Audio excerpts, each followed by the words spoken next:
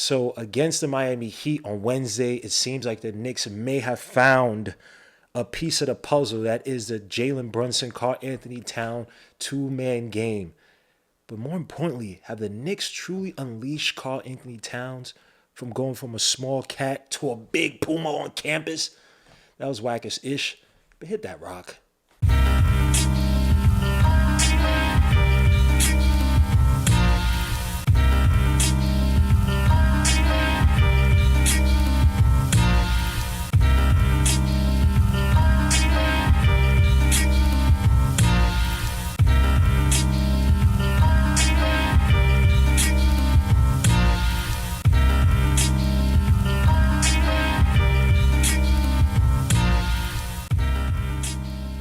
So before we get started, make sure to hit the like, subscribe to the channel, make sure to hit the dark notification bell so you get each and every notification for each and every video I put out there. Also visit underdogfantasy.com where you can win up to 1,000 times the amount you put in if you play the Streaks game. Also, you can get up to $1,000 that you input, or deposit in Underdog Fantasy on your first deposit if you use a code word Legion or LOK. Again, get matched up to $1,000 in your first deposit using a code word Legion or LOK. This week, I'm betting on my man Devontae Adams for yards, who already did that, versus the Houston Texans, and Jaden Daniels to put around 223 yards versus the Giants.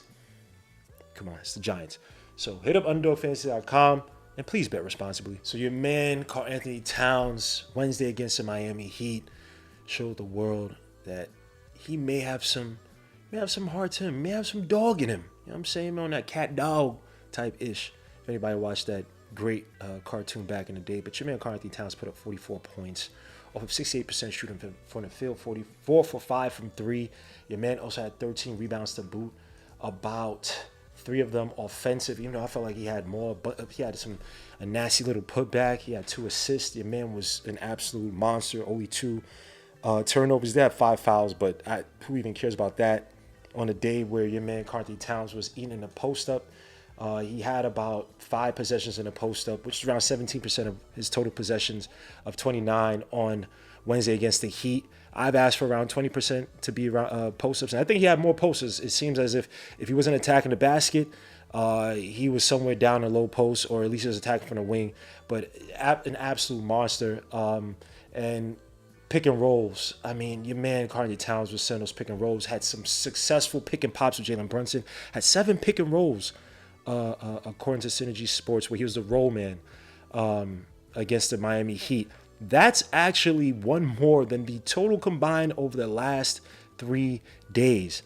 Again, I've been asking for the pick and roll game that we saw against, I think it was the Washington Wizards in the second preseason game for the Knicks. And we finally saw it come to fruition. So I got a lot of good things to talk about Cat. And most of this video is going to be about Cat. But, also want to give a salute to Jalen Brunson, who pulled the reverse Kobe. Remember back in the day, I think it was 2006, when they complained that Kobe doesn't pass the ball. And this was in the playoffs. As great as Kobe was, he could be selfish. And your man did not shoot the ball against the Suns just to try to prove that, if I don't shoot the ball, blah, blah, blah. And they lost. End up losing out in the playoffs. That was how petty Kobe could be. Their man Jalen Brunson heard the chirps, he heard the whispers. Yo, you need to pass the ball, and he needed to. And your man Jalen Brunson, despite the fact that he didn't have a great shooting night, 6 for 18 from the field, 3 for 7 from 3, which is solid. 2 rebounds. Your man had 9 assists. And I mean, he was making a concerted effort to find players, to reset plays, to not, even though again, 6 for 18, I think it just comes down to a touch thing. But you can't find a whole bunch of shots where it's like, all right, he's trying to force his shot, He smartly understood, look, I need to use my gravity for the greater good of society. And he did.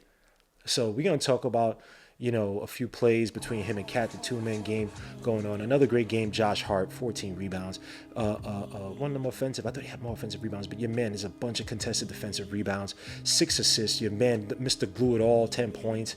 Absolute monster. OJ Anunoby chipped in with 11 points. My son, Mikal Bridges. He had a great start and then flopped. Like, the second quarter, he just couldn't hit, and then he finally started to find his stride a little bit. 6 for 16 from the field, 4 of 11 from 3. 3 rebounds, 6 assists, 17 points. Jericho Sims, much about nothing, 2 points, 3 rebounds. Miles McBride, my done life, struggled from the field, shot okay from outside, 2 for 5, 10 points, 3 rebounds, 2 assists, 2 steals, had some good defensive plays. Cameron Payne, no points, but I'm gonna do a video on Cameron Payne. I've been looking at some film, and he could be an underrated defensive anchor for this team. He's been playing some really good defense. Now, he comes into the game, he takes some bad shots. I only had one shot yesterday, but in the game before that against the Cavaliers, he just takes some janky shots. But in terms of defense, point of attack defense, fighting off of screens. He had a nice steal the other day, I think, against the Cavaliers. I got to talk about Cameron Payne. I've been putting up some film together on him. So give me a few more games, and I'm going to talk about how Tom Thibodeau has found an underrated defensive anchor. Now, it's going to be tough to justify him being there if he can't be an offensive factor, because I'm looking at Tyler Kolek, and I'm like, yo, son, your man's is show. You know what I'm saying, man? Guy gave Tyler Kolek the left-handed guy. You know what I'm talking about, man? But I got to give it to Cameron Payne. Cameron Payne's been playing some really good defense. Despite not scoring a point yesterday, was still a +4 out there on the floor. It was actually better than Miles McBride, to end up with 10. So let's get down to the film and talk about why Karl-Anthony Towns could be finally being unleashed, and how the two-man game between him and Jalen Brunson might be finally coming to fruition for the New York Knicks. So let me start off with the pick and pop, pick and roll, the maturation, the friendship, the connection between your two damn so-called best players, and Karl-Anthony Towns would be your second best player, and Jalen Brunson. Even though I'm sorry, I think Mikal Bridges could easily be the second best player on this team. I know he struggled a little bit after being hot against the Miami Heat, but what I saw against the Cavaliers, man, you can feed that guy. He's going to be your dynamic wing going forward. We're going to talk about it in some future episodes, because they use him in the post, they use him off the ball. He's an absolute beast of a weapon. But let's get back to Karl-Anthony Towns. So Jalen Brunson, Karl-Anthony Towns, again, did not have a great relationship in terms of just on the court. The chemistry wasn't building up over the first 3 or so games. Jalen Brunson's only averaged around 15% of his passes going to Karl-Anthony Towns. That's good for 7.3 a game. Where Karl-Anthony Towns shot 37.5% on all field goals, 16.7% on two-point field goals, which was pathetic, and 100% on 3-point field goals, but only good for 0.7 attempts from outside. Again, the pick and pop, pick and roll game was just not existent over the first 3 games. But against the Miami Heat, your man Jalen Brunson up and doubled his output to Karl-Anthony Towns. 31.7% of his passes went to Karl-Anthony Towns against the Miami Heat. Good for 20 passes to Karl-Anthony Towns. And by the way, when we go back to what Jalen Brunson was doing before in the first 3 games, that the 15% pale in comparison to guys like OG Anunoby, where he passed OG Anunoby around 50% of his passes. Josh Hart around 35% of his passes. A guy who's not really a primary scorer like that, or he's not going to really create. And Mikal Bridges at 26.5% of his total passes now against Miami Heat. Again, Karl-Anthony Towns enjoyed the most in terms of passes to him. 31.7% of Jalen Brunson's passes went to him. That was good for 20 passes. Overall, your man, Karl-Anthony Towns, shot 66.7% from the field off of Jalen Brunson's passes, shot 57.1% on 2-point field goals, and 100% on all 3-point field goals. Now, he only shot 2 threes off of Jalen Brunson's passing, but let's check out one of the first ones. Let me just show you how beautiful the pick and pop was between these. So let me up the speed a little bit so it's not too slow. So Jalen Brunson here. And this is why when I watched the Cavaliers game, I do not want Karl-Anthony Towns in the corner anymore, unless we talking about clearing out and then he's dumping it off. And I'm going to show you a clip from the Cavaliers game after this. But this is Karl-Anthony Towns has to operate from the top of the key. Him being in the corner, he's not a prolific corner boy, 3-point shooter from the corner spot. I was going to say corner boy, corner store, corner. It doesn't make sense. But anyway, he's not a corner boy. That's not his position. I know he shot, I think last year he shot around 41% from the corner 3, but he only shot, or the proportion of his shots shot from that area was only 10%. And if you look at the numbers throughout his career, it hovers around like 8% of his shots, 9% of his shots. I think his rookie year, he shot around 20% of his shots from the corners, but his numbers fluctuate. He is a top of the key wing guy, and it makes no sense to waste his ability in terms of creating these screens. A guy can do screen assists as well too. Even if you're not operating pick and roll, pick and pop with him directly, he's a guy who's actually setting decent screens. Like you look at other bigs on this team, they can't set screens for their lives. Mitchell Robinson, I know you're hurt. Study how to set damn screens, my guy. But because Karl-Anthony Towns can set the screen, you have a guy in Jalen Brunson who's a gravity player. You have to pay attention to Jalen Brunson. If I'm getting a proper screen, and then you have a center who wants to play drop back, your man Bam Adebayo, who I think relies a lot on his lateral quickness, ability to shift his hips. He'll play drop back and then try to close out. But for a guy like Jalen Brunson, you have, Terry Rozier trying to fight over screens. You have Jimmy Butler. It doesn't matter who, because he's a gravity guy, you have to respect Jalen Brunson come off those screens. And that split second, that it just makes it so much more easy for a guy like Karl Anthony Towns, where now he's come off the screen. Damn, why is he going faster? The hell is this? What type of demonic computer is this? And now you see your man Bam standing to no man's land. Karl Anthony Towns, just easy shot. Easy peasy. Look at that. Karl Anthony Towns still didn't get back because your man Bam Adebayo was just looking to the eyes of Jalen Brunson. Take a look at my life and see what I see, ass dude. Like, bro, get back to your assignment. Karl Anthony Towns reads that. Excellent three-point shooter from, again, top of the key from the wing. Easy shot for Karl Anthony Towns. Again, using your gravity for good, Jalen Brunson. Now, here's a play that I was just talking about earlier where this is why I don't want Cat in the corner. Because he really doesn't, again, he's not a prolific corner three-point shooter, and he's really providing no value. Like, I'm not looking for Cat to crash boards. And like, if he's down there, he gets some contested rebounds like he did against the Miami Heat. But again, this is why it serves Cat no purposes lie in the corner. And again, terrible design by Tom Thibodeau.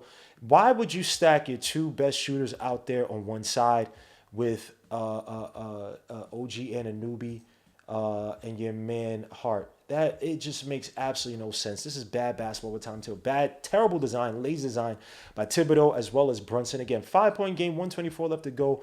Run a simple pick and roll up top, pick and pop, expand, force the defense, put pressure on the defense. But here, again, now you switch it on to your man Garland, who gets a block just because Brunson picks up his dribble. You got Jarrett Allen playing tag over here. He's providing the help because his man Cat is over here. And again, in theory, you pass the ball out, he hits that shot, but again, he's not a good three-point shooter. Give me OG, give me Mikal Bridges, who's an excellent corner shooter. Give me those guys on two flanks. Put them on two flanks, put them on two wings, and let me have the option to pass either based on where I drive, and then have Karl Anthony Towns as a pick and pop option as well, or pick and roll option. Put true pressure on the defense. So here, simple post-up play, but I just want to talk about the aggression I saw from Cat against the Miami Heat. Now, Cat did state that he likes to play in Miami, in their garden, whatever the hell it's called. And for his career playing against Miami, which would include both home and away games, he is averaging around 21.8 points a game, 9.8 rebounds, shooting 51% from the field, 42% from three. I believe before this game, he was averaging around like 20 semi-points, around 49% from the field, 39% from three. So he's always had good numbers against Miami. But interestingly enough, last season, he did struggle against Bam Adebayo. He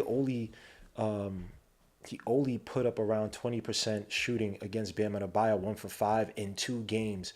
2 matchups that he had last season with the Minnesota Timberwolves, again, against Bam Adebayo. The year before that, he shot around 100%, 1 for 1 in 1 game played against Bam Adebayo. But that was the year he got hurt, I want to say. The year before that, he shot around 25% against Bam Adebayo. And then in 2020-21, he only shot 36.4% against Bam Adebayo. So it is good to see him take just absolutely mollywop Bam Adebayo like he did yesterday. He shot around 75% against Bam Adebayo, 6 for 8 from the field. And just absolutely abusing him. Called ACS, called social services, man. Getting in good position here. And this is what we just asked from Cat. Be physical. When you have the advantage, be physical. When you're feeling it, be physical. Don't settle for threes. The threes should be a weapon that should help you space out the floor. That should help punish defenses that want to sit back, drop back, and protect the paint. But people should be scared of Cat attacking the paint and then use a three-point shot to your advantage. So here, again, good footwork by Cat, driving in that right shoulder into Bam. Bam is a little wide in his stance. This is weird. Bam did not have a good defensive game. Now, I've seen Bam against Randall, against other Knicks, and he's able to hold his own. But here, I mean, he looks terrible. Now, granted, we've also beat the Heat in regular season games, so I'm not saying Bam won't adjust. It'll be better if we see him in the playoffs. But, yeah, Bam here, just look at the stance. Bad stance by Bam. He's typically not this bad. Now he's trying to shift his hips. To me, it's like he's slow. So I don't know what's up with Bam. I guess Cat just absolutely torture, man, bro. Cat here, gathered a little bit too early. I just wonder if Randall probably would have gone for one more shoulder drive with the right, which then probably would have fed right into Bam's lap, because Bam, I think, is struggling with Cat's quickness versus with Randall. He wants that physicality at one-on-one physicality, allow him to catch up and then use his chest and kind of, use his leverage, which he's good at. But here, Cat is just too quick for him. Gets it off that sweet part of the backboard. That gets the sweet part of the front rims. Now, here's my last positive play I want to show on Cat. Now, very simple play, but this is a play where you can see the difference in mindset. And I'm not sure if they got coached up. I'm not sure if Tom Thibodeau and the team told Bam to do this. But I'm going to show you an example from here and an example from the Cavaliers game. And something that can help Brunson, because I've seen Brunson do this, drive into the paint, get into the area where gravity is pulling in. He's getting the doubles. He's getting the help against him. And you see a cutter. I saw Pressure Chua make a dunk like that last year off of just Brunson driving and the defense getting full collapse on Brunson. Brunson passes a cutting Pressure Chua. And here, name of the game here is dive to the effing basket. When all else is lost, dive to the basket. Again, another pick and roll. Josh attacking from the wing. It seems seemingly open, but Bam steps up. Bam is stuck. And who's coming to the rescue? Your man Cat. And Bam is scared. Bam's like, oh, crap. I didn't know you were going to do that on me. Bro, come on, son. Cat with a beautiful layup. Again, just using that. Just using that speed. You are 7 foot whatever, bro. You should be a nightmare. Stop smiling with these dudes. Stop being nice. Stop being like a cat. Be like a lion and kill mother effers, bro. Bro, come on, son. Come on, Cat. Beautiful dive to the basket. Help your man out. Help your brother out, bro. Are you your brother's keeper? Yes, I am. New Jack City. Great movie. Classic. And again, finished by Bam. Now, I'm going to show you an example where you saw that Bam didn't attack. And granted, Brunson took a bad shot. But if Cat attacks here, in this example I'm about to show, I mean, it's an easy basket. It's easy money for a guy like Cat who can, again, look at him, change the angle, moving from the left to the right, or at least adjusting more so on the right to get that layup free and open. And he just has a nimbleness. He has the skill. Switch hands, finish in the air. He's a big wing. He's a big ass wing who's sized like a center. You got to find a perfect equilibrium between the two. So good on Cat for doing this. But let me show you the example of Brunson and Cat in the Cavaliers game. So here's an example. And what a difference a day makes. But here Brunson gets the pass from Mikal Bridges. You're going to attack the closeout by Garland. But here you got two guys. You got freaking Dean Wade. They played annoying defense against the Knicks. Got Mobley. You got Garland. And look at where your man Cat is. You also got Mikal Bridges, but it's going to be a little bit tougher to try to turn around in the air and pass it. And look where Cat is. You got to dive, my guy. And again, Brunson was forcing shots in this game. This was not a good shot. But if, say, right here, with Dean Wade closing out, meeting Brunson in the paint, if your man Cat just crashes the basket, Brunson makes that bounce pass to Cat. And if he does, he would have been, even more demolished by probably his teammates, coach, media. But Cat has to make that dive. I've seen Precious make the dive. I've seen Randall make the dive. You got to provide an option to Brunson because, again, the gravity is so rich. Now, here's one other play I want to show regarding how Tom Thibodeau is using Cat as this big wing now. We saw this play run in the preseason, some curl action. And here, the reason why I like this curl action, because it also has a little bit of Spain pick and roll embedded into it. Tom Thibodeau, again, people kill Tom Thibodeau for not being this offensive genius, master, whatever, right? But he tries. It's just you have to have guys who can execute. If I don't have guys who execute it, what am I going to run? I'm going to run a freaking Princeton offense with guys who can't make backdoor cuts. I'm going to run a strong motion offense with guys who can't screen the ball, guys who can't execute and move. Like, bro, it's tough, but it's beautiful to see here Tom Thibodeau running this curl action for Karl Anthony Towns. Again, something he ran in the preseason, and then see the Spain pick and roll. This is why, again, having these shooters here, Mikal Bridges, OG Anunoby, it gives you a plethora of options to make when plan A does not work, or you can't even get the ball to plan A, which again here is Karl Anthony Towns. Karl Anthony Towns with a handoff to Cameron Payne. Look at Josh Hart now. Look at your man Mikal Bridges, and look at what Josh Hart and Mikal Bridges do if you want to understand the Spain pick and roll. And again, it's not the strongest of Spain pick and rolls. I think the whole play was set up for Karl Anthony Towns. I think that was on mine, but they have to do better execution because you, again, like a wide receiver, if I'm running out for a route and I just can't jog. I know it's a run play. I can't just jog and I got to block. I got to make it seem like they might do something. They might throw the ball. At least try to throw the defender off a little bit. So, again, here, just throw them off a little bit, make better screens. But here, again, Josh send a screen off. You see McCall send a screen on Cat's man, which is, I think, Thomas Bryant here. He has Duncan Robinson as an assignment, and then you see Josh trying to come down and then set the screen for Duncan. But it's so poor, right? But that's where you can run that Spain pick and roll. And again, look at where Payne is. You run that Spain pick and roll here. If the option here, which I think that's Jovic, I think it's Jovic and Smith. I think that's Jovic, right? If Jovic picks him up, then obviously it's not going to be as fluid as a play, even though, Cat could get into a post-up. But I would love to see the Spain pick and roll action here be a little bit more sharper. You set the screen, Josh, for McCall's guy. You can even set a screen, a little pin down, and then have McCall flash back up at the wing. Now, it's a dangerous pass then for Payne to try to, make that pass above Duncan Robinson's head as well. I believe that's Smith's head to get to McCall here. But McCall then, you set the proper screen here.